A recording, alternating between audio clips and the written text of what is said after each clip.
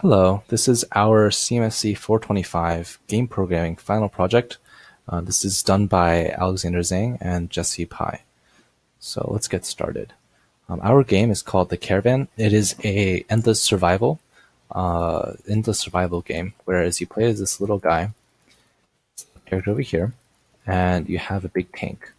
The objective is to get this tank safely through as many levels as you can. And because it is endless, there is essentially no way to win except to increase your level, the amount of levels you're able to survive, and increase your score that way. As you can see here, I'm gathering some resources. So you start out with an initial 20, and because I gathered a tree, I have an extra 5 wood. I gathered a stone, and the count goes up by another 5. So let's just grab some resources here. The goal here is indicated by that yellow cone of particle effects over there. And later on, you will see enemies starting to spawn. Oh, you can see them right now, following in that corner.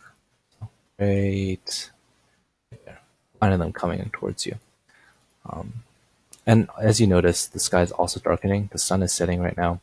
We have day and night cycles implemented in this game. And the reason for that is because we have limited spawn points to only spawn 10 enemies at once. This can be changed, of course, but after it spawns 10 enemies, it's unable to spawn anymore until night falls. When night falls, the counter resets and it's able to spawn 10 again. Right now, day and night cycles, one full day, 24 hours, would be 2 minutes, so 120 seconds, and about 1 minute per cycle. And as you can see here, as I get closer to these enemies, they will actually explode and do damage. Let me just sit here and we can see it walk towards our car. Right now, enemies only attack the car because that is your primary goal, to keep safe. And if they explode on impact, and they decrease the amount of health. The car does not regenerate health. So if you take damage, you will keep that forever. So let's get some more resources before we move on to the next level. As we move on to later levels, the difficulty actually increases almost linearly. We have it add an extra spawn point every additional level, and we also add a little bit of random chance so that there is a chance that you won't have the extra spawn point added. This is just to add a little more variation so it doesn't feel too, so the scaling is not too linear. As you can see here, we now have 45 wood, 35 stone, and we move on. Another feature that we have is that the tanks are actually able to run over trees and rocks. This is so that our objective isn't just an objective, it's also a way to help us. There may be some areas where the player may not be able to navigate through, just due to how the nav mesh works, and in that case you will need to get in the tank to roll over, and it's just a lot faster like that. So once you get to the next level, you start at the same corner again, but this time the map is completely different.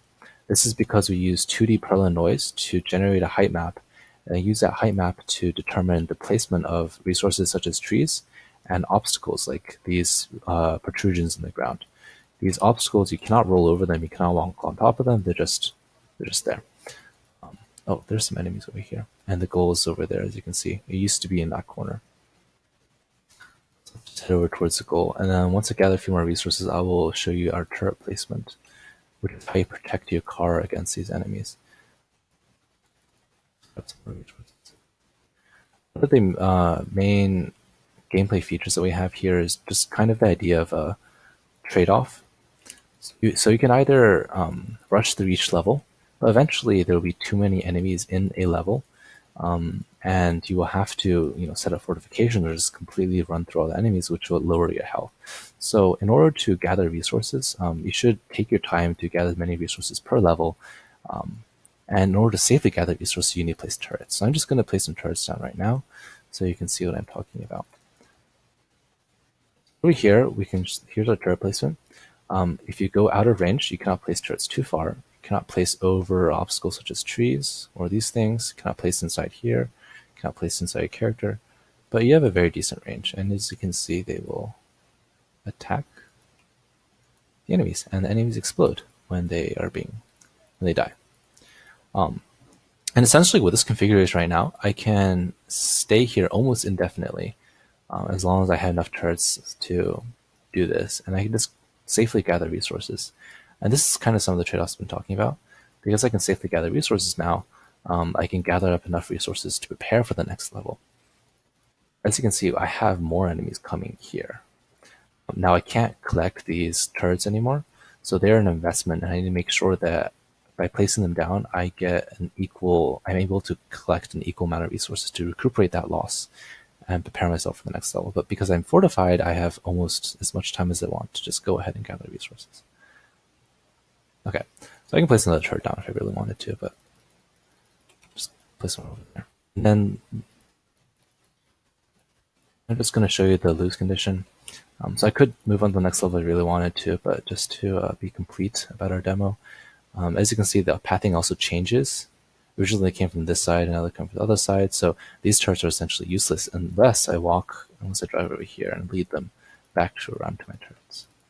But now enemies only attack the car, but that can be subject to change in the future. Let's just look at let's just lose the game, because this can go on forever, and this video needs to end. And there we go. So we lose, and that is our game. Thank you very much for watching.